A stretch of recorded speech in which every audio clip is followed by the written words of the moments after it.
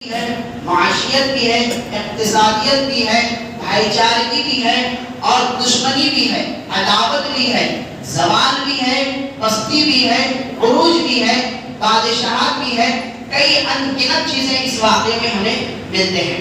جب قرآن پاک میں سورہ یوسف کا آغاز ہوتا ہے تو اللہ تبارک و تعالی حضرت یوسف علیہ السلام کے واقعے سے یعنی ان کے خواب سے اس کا آغاز کرتا ہے۔ سب سے پہلے اس بات کو ذہن میں رکھیں، یوسف علیہ السلام کس کے بیٹے تھے؟ تھوڑا ذہن میں رکھیں۔ یوسف علیہ السلام بیٹے تھے حضرت یعقوب علیہ السلام کے، کس کے؟ اور حضرت یعقوب علیہ السلام بیٹے تھے حضرت اسحاق علیہ السلام کے، کس کے بیٹے تھے؟ حضرت اسحاق علیہ السلام بیٹے تھے حضرت ابراہیم علیہ السلام کے، ٹھیک؟ حضرت ابراہیم علیہ السلام کے بیٹے حضرت اسحاق علیہ السلام، حضرت اسحاق علیہ السلام کے بیٹے حضرت یعقوب علیہ السلام، حضرت یعقوب علیہ السلام کے بیٹے یوسف علیہ السلام۔ حضرت یعقوب علیہ السلام کو کل ملا کر 12 بیٹے تھے۔ کتنے بیٹے تھے؟ 12، جس میں سے 10 بیٹے پہلی بیوی سے تھے اور 2 بیٹے دوسری بیوی سے تھے۔ حضرت یوسف علیہ السلام کا جو نمبر تھا وہ 11ویں بیٹے کا نمبر تھا، ٹھیک؟ حضرت یعقوب علیہ السلام کون ہیں؟ یعقوب علیہ السلام وہ ہیں جن سے پوری بنی اسرائیل کی آبادی پھیلی ہوئی، یعنی یعقوب علیہ السلام کے 12 بیٹے دنیا بھر میں جہاں جہاں پھیلتے گئے، انہی کی اولاد کو، انہی کے نسل کو بنی اسرائیل کہا جاتا ہے۔ آپ سنتے ہوں گے بنی اسرائیل کا واقعہ ہمیشہ سنتے ہیں نا، یہ جو اسرائیل ہے اگرچہ یہ مختلف ہے لیکن یہ اسرائیل کی جو ہے یہ جو تعلق ہے یہ حضرت یعقوب علیہ السلام سے، یعنی یعقوب علیہ السلام کی اولاد کو ہی بنی اسرائیل کہا جاتا ہے۔ بہرحال یہ 11ویں نمبر کے بیٹے تھے لیکن یعقوب علیہ السلام کو اپنے اس بیٹے سے بہت محبت تھی۔ ایک مرتبہ یوسف علیہ السلام آ کر اپنے والد محترم سے عرض کرتے ہیں، ابا جان میں نے رات میں خواب دیکھا، خواب میں یہ دیکھا کہ مجھے 11 ستارے، چاند اور سورج میرے سامنے سجدہ کر رہے ہیں۔ یعقوب علیہ السلام نے کہا، بیٹا یہ خواب کو آپ اپنے بھائیوں کے سامنے ذکر نہ کرو، شاید اس خواب کی وجہ سے آپ کو نقصان پہنچائیں گے، لہذا اس خواب کو راز کی طرح اپنے پاس ہی چھپا کر رکھنا، اللہ اس خواب کے ذریعے سے آپ کو ایک بڑا مقام دینے والا ہے، اس راز کو آپ کسی کے سامنے کھولنا نہیں، یہ بڑا مقصد ہے جو اللہ آپ سے کام لینے والا ہے۔ تو بہرحال حضرت یعقوب علیہ السلام کی نصیحت پر یوسف علیہ السلام اس خواب کو کسی کے سامنے ذکر نہیں کرتے۔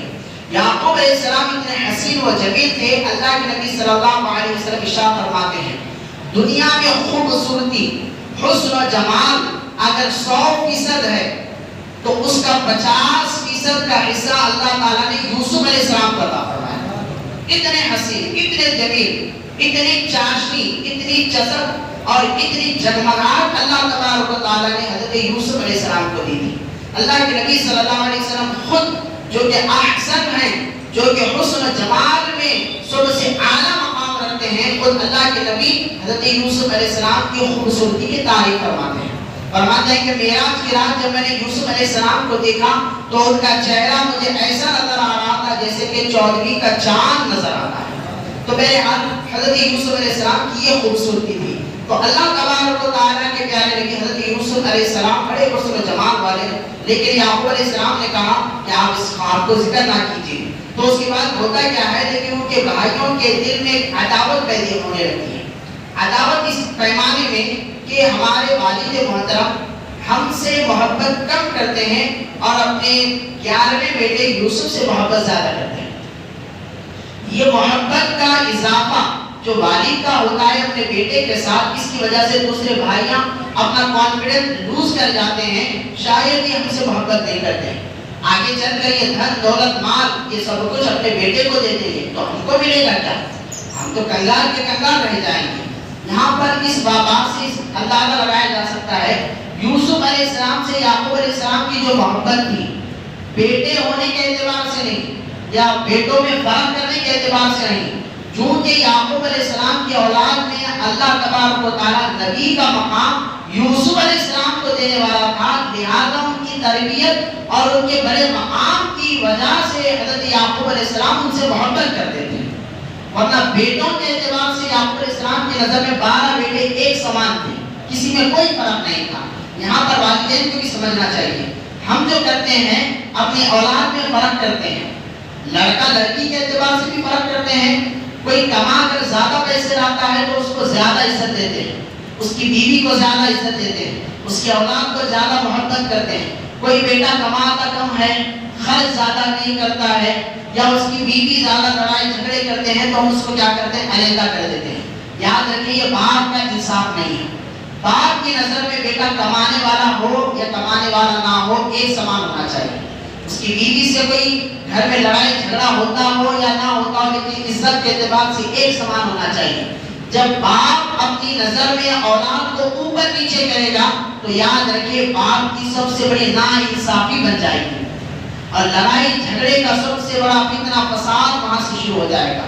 کمائے نہ کمائے، لڑائی کرے جھگڑا کرے، سمجھانے کے کام کرنا چاہیے. لیکن انصاف یہ ہے کہ ہر بیٹے کو کتنے نظر سے دیکھنا چاہیے؟ کیا 10 نظر سے دیکھنا؟ نہیں، کمانے والا نہیں ہے اس کو دور رکھو، کمانے والا اس کو قریب رکھو، اس کو بلا کے سمجھاؤ، اس کو بلا کے مشورہ کرو. نہیں، یہ باپ کا کام نہیں ہے. باپ اس وقت ہوگا جب اس کی نظر میں اس کی اولاد چاہے لڑکے ہو چاہے لڑکی ہو ایک سمان ہو کر گزریں گے. بہرحال حضرت یعقوب علیہ السلام کی نظر میں بھی اولاد پوری برابر تھے لیکن بیٹوں میں یہ چیزیں پیدا ہونے لگتی ہیں. حتیٰ کہ ایک مرتبہ جا کر کہتے ہیں ابا جان آپ تو یوسف کو اپنے سے الگ نہیں کرتے ہیں، آپ ہمیں یوسف دے دیں، ہم اس کو جنگلات کی طرف لے جانا چاہتے ہیں، کچھ کھیلنا چاہتے ہیں، کھلانا چاہتے ہیں. والد محترم سمجھاتے ہیں ایسا نہ کرو، یوسف کو میرے پاس رہنے دو، یہ چھوٹا ہے. اس وقت 2 روایت میں آتے ہیں کہ یوسف علیہ السلام کی عمر 12 سال تھی یا 7 سال تھی، مطلب کم عمر تھی، نابالغ کی عمر میں تھے.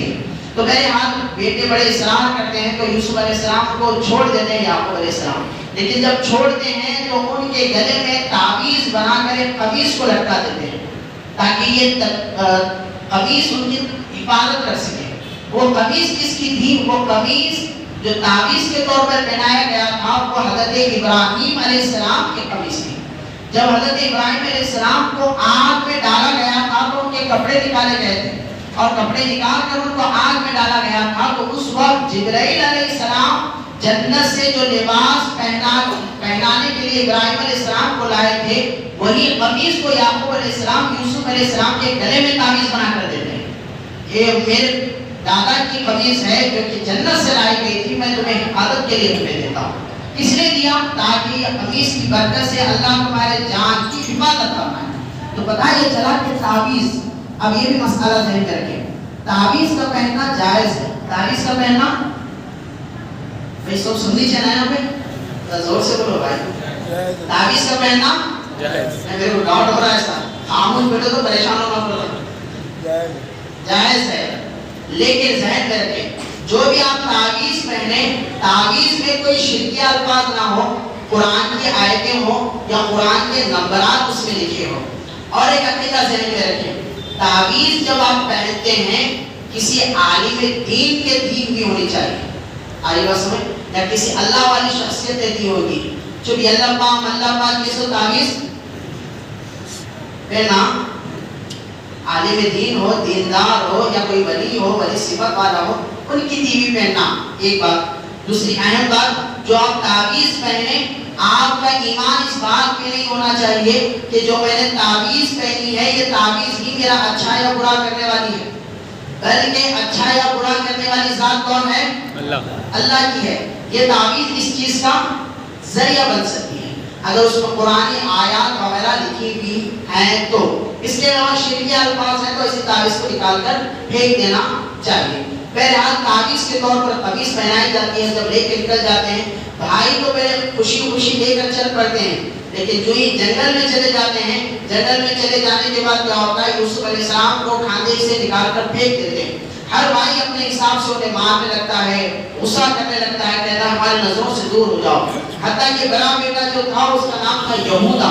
تو یوسف علیہ السلام یہودا سے کہتے ہیں آپ بڑے بھائی ہیں، دیکھو مجھ پر کیسا ظلم ہو رہا ہے کہ آپ مجھے بچاؤ گے نہیں. تو یہودا کہتا ہے دیکھو ہم نے آپس میں یہ عہد وعدہ کر لیا ہے کہ یوسف علیہ السلام کو قتل نہیں کریں گے، صرف والد کی نظروں سے دور کریں گے، لہٰذا انہیں اٹھاؤ اور کنویں میں ڈال دو. لہٰذا کنویں میں ڈالا جاتا ہے. جب یعقوب علیہ السلام کے اس بیٹے حضرت یوسف علیہ السلام کو کنویں میں ڈال دیتے ہیں، 11-10 بھائی مل کر کنویں میں پھینک دیتے ہیں تو حضرت جبرائیل علیہ السلام فوراً اللہ کے پاس سے اس کنویں میں آتے ہیں اور یوسف علیہ السلام کو کنویں میں گرنے سے پہلے اپنے پروں میں انہیں اٹھا لیتے ہیں۔ روایت میں آتا ہے 2 مرتبہ بڑی تیزی سے جبرائیل علیہ السلام اس زمین پہ آئے۔ ایک مرتبہ جب اسماعیل علیہ السلام کو ذبح کیا جا رہا تھا، دوسری مرتبہ اس وقت جب یوسف علیہ السلام کو کنویں میں ڈالا جا رہا تھا۔ تو حضرت جبرائیل علیہ السلام اپنے پروں میں لیتے ہیں، انہیں بٹھا دیتے ہیں۔ اس کی وجہ سے یوسف علیہ السلام کے اس کنویں میں جانے کی وجہ سے پانی پورا میٹھا ہو جاتا ہے۔ بہرحال اللہ تبارک و تعالیٰ ان کے دل میں الہام ڈالتا ہے کہ آپ نہ گھبرائیے، اللہ تبارک و تعالیٰ ایک دن آپ کو اس کنویں سے نکالے گا اور بادشاہت کے عظیم مرتبے پہ پہنچائے گا۔ تھوڑی دیر کے لیے آپ نیچے آ چکے ہیں، اللہ اور آپ کے مقام کو اٹھانے والا ہے۔ یہاں پر بھائی کیا کرتے ہیں، یوسف علیہ السلام کی گردے کو نکال لیتے ہیں، گردے کو نکال لے کر اس کے اوپر بکری کا خون اس پہ لگاتے ہیں۔ رات کے وقت روتے روتے چلے جاتے ہیں، روتے روتے جا کر کیا کہتے ہیں، والد صاحب سے ہم پر بہت بڑا وبال آ گیا، ہمارا برا ہو جائے کہ ہم نے یوسف کو کھو دیا۔ یعقوب علیہ السلام کہتے ہیں کیا ہوا؟ فرماتے ہیں قمیص کو بطور دلیل دیتے ہوئے کہتے ہیں کہ دیکھیں یوسف علیہ السلام کو بھیڑیے نے کھا لیا ہے اور یوسف علیہ السلام ختم ہو چکے ہیں۔ تو یعقوب علیہ السلام روتے روتے اس قمیص کو اپنے آنکھوں سے لگاتے ہیں، کہتے ہیں اے اللہ، بڑا ہوشیار وہ بھیڑیا تھا جس نے میرے یوسف کو تو کھا لیا لیکن گردے کو نہیں کھا۔ تو پورے بھائی بولتے ہیں آئے ہیں یہ کریش نے اپنی، لیکن دیکھیں باپ، دیکھیں کتنا باپ کی کتنی بھی تعریف کرے ایک باپ کی۔ یعقوب علیہ السلام سیکنڈوں میں پہچان جاتے ہیں یہ لوگ جھوٹ مجھ سے کہہ رہے ہیں، کرتا یہ لوگ کھاتے نہیں، خالی خون لگا کے لے کے جاتے ہیں۔ بولتے ہیں نا نقل کے لیے بھی عقل کی ضرورت ہوتی ہے، تو یہاں پہ یہ عقل لگانا ہی بھول جاتے ہیں کیونکہ ایک نبی کی انہوں نے گستاخی کی تھی۔ تو یعقوب علیہ السلام چاہتے تو اسی کو سزا دے سکتے تھے، لیکن یعقوب علیہ السلام بھی جانتے ہیں کہ میرا بیٹا مشکلات سے تکالیف سے نکلے گا اور اللہ اس کو ایک منصب پہ بٹھا کر دنیا کی امامت کا کام لینے والا ہے۔ تو یعقوب علیہ السلام خاموش ہوتے ہیں، بیٹوں کو بھی کچھ نہیں کہتے ہیں، بولتے ہیں وہ بھی میرا بیٹا ہے، تم بھی میرے بیٹے ہو، اگرچہ کہ تھوڑی ہوشیاری مار رہے ہو لیکن ٹھیک ہے، میں باپ ہونے کے ناطے تمہیں معاف کرتا ہوں۔ بہرحال وہاں سے قافلے کا گزر ہوتا ہے، قافلے والے کنویں میں جب پانی پینے کے لیے اپنا ڈول ڈالتے ہیں، اللہ تبارک و تعالیٰ اس ڈول کے ذریعے سے یوسف علیہ السلام کو باہر نکالتا ہے۔ یوسف علیہ السلام اس قافلے والے اس کو لیتے ہیں، یوسف علیہ السلام کو، اور مصر جو کہ سب سے بڑی مارکیٹ تھی اس زمانے کی، وہاں پر بیچنے کے لیے یوسف علیہ السلام کو جب وہ لے کر نکلتے ہیں، جب راستے میں جانے لگتے ہیں تو بھائیوں کو پتہ چلتا ہے کہ قافلے والوں نے کنویں سے یوسف کو نکال دیا، تو فوراً دوڑے دوڑے آتے ہیں، قافلے والوں سے کہتے ہیں کہ یہ ہمارا غلام ہے، ہمارے گھر سے بھاگ نکلا ہے، کام چور ہے، اگر تم لے جانا چاہتے ہو تو اس کو ہم تم کو بیچیں گے، اس کی قیمت دینا پڑے گا، اس کے بعد تمہیں دینا پڑے گا۔ یوسف علیہ السلام کا قول بعد میں کوٹ کیا گیا ہے روایت میں، یوسف علیہ السلام فرماتے ہیں کہ میرے بھائیوں نے مجھے مارا اتنی تکلیف نہیں ہوئی، میرے بھائیوں نے مجھے کنویں میں ڈالا اتنی تکلیف نہیں ہوئی، لیکن جب میرے بھائیوں نے کہا کہ ہم اس کو بیچنا چاہتے ہیں اس وقت مجھے بڑی تکلیف ہوئی کہ انہوں نے مجھ کو اپنے سے اتنا خیر کر دیا، مجھ سے اتنی نفرت کرنے لگے کہ غیروں کے ہاتھوں میں چند پیسوں کے خاطر مجھے بیچ دیا۔ بہرحال سودا ہوتا ہے، چند پیسوں کے خاطر یوسف علیہ السلام کو بیچتے ہیں، مصر لے جایا جاتا ہے، منڈی میں یوسف علیہ السلام کو کھڑا کیا جاتا ہے۔ اب ہجوم سا جمع ہو جاتا ہے کیونکہ یوسف علیہ السلام ابھی نابالغ ہیں، لیکن اتنی جگمگاہٹ، نورانیت اور ایسا نور آپ کے چہرے سے چمک رہا ہے کہ ہر کوئی آپ کو خریدنا چاہ رہا ہے، حتیٰ کہ ایک گڑیا بھی لائن میں لگ کر آتی ہے، لوگ کہتے ہیں بڑی بڑی قیمتیں لگ رہی ہے، اے گڑیا کہاں سے تو اس بچے کو خریدے گی؟ تو گڑیا کہتی ہے میں خرید نہیں سکوں گی، مجھے اس بات کا علم ہے، لیکن جب یوسف کو خریدنے والے سروں کی گنتی کی جائے گی اس گنتی میں مجھ گڑیا کا نام آ جائے، یہی کافی ہے۔ یہی وجہ ہے ہزاروں سال کے بعد بھی اس گڑیے کو میں یہاں پہ ذکر کر رہا ہوں کیوں خریدنے والوں میں وہ گڑیا بھی تھی وہاں پر۔ تو میرے ہاتھ وہاں پر عزیز مصر، عزیز مصر کسے کہتے ہیں؟ دو باتیں اس میں آتے ہیں، مصر کا یا تو وزیر اعظم وہ تھا یا مصر کا گورنر تھا، گورنر سمجھے یا وزیر اعظم سمجھے، گورنر پکڑ لیں، بہت سارے مفسرین نے اس کو گورنر کہا ہے مصر کا، اس کا لقب تھا عزیز مصر۔ وہ وہاں پر آتا ہے، یوسف علیہ السلام کے برابر میں سونا تول کر یوسف علیہ السلام کو خریدتا ہے، اپنے گھر لے جاتا ہے، نہلاتا ہے، دھلاتا ہے، اچھے کپڑے پہناتا ہے۔ زلیخا جو کہ عزیز مصر کی بیوی تھی ان کو بلاتا ہے، بلا کر کہتا ہے یہ بچہ آج سے ہمارے ساتھ رہے گا، ہم اس کو علم دیں گے، ہم اس کو عزت دلائیں گے، کیا پتا ہم تو اولاد نہیں ہیں، ہم اس کو گود لے کر ہم اس کو مصر کا بادشاہ بھی بنا دیں گے۔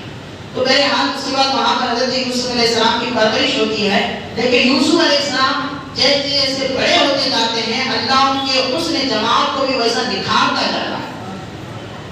عام طور سے آدمیوں کی عادت ہوتی ہے، آدمیوں کی فطرت میں اللہ نے یہ رکھی ہے، آدمی جیسے جیسے بڑا ہوتا ہے نا اس کی خوبصورتی میں کمی آتی جاتی ہے۔ لیکن غور کریں، بچے سے جب جوانی کی طرف آدمی بڑھتا ہے تو اس کی خوبصورتی میں کمی آتی ہے۔ اس کے مقابل میں عورتوں کا معاملہ الگ ہوتا ہے، اس کا الٹ ہوتا ہے۔ لیکن آدمی جیسے جیسے بڑا ہوتا ہے داڑھی آنے لگتی ہے، مونچھیں آنے لگتی ہے، اب ہمارے نوجوان داڑیاں کٹ کرنے لگتے ہیں، بلیڈ لگ کر یہ اسکن بھی خراب ہونے لگتی ہے، تو وہ خوبصورتی گورا پن جو ہوتا ہے وہ تھوڑا تھوڑا کم ہونے لگتا ہے۔ لیکن یوسف علیہ السلام کا الٹ معاملہ تھا، جیسے جیسے یہ بڑے ہونے لگتے ہیں اللہ ان کے حسن و جمال کو بھی بڑھا دیتے دیتا ہے، مزید یہ خوبصورت ہونے لگتے ہیں۔ بہرحال اس کے بعد زلیخا آپ کے اوپر وارفتہ ہوتی ہے، آپ کی عاشق ہو جاتی ہیں۔ اب زلیخا ہمیشہ یہ چاہتی تھی کہ میں یوسف علیہ السلام کو کسی نہ کسی طریقے سے حاصل کروں اور ان سے میں اپنی جسمانی خواہش کو پوری کروں۔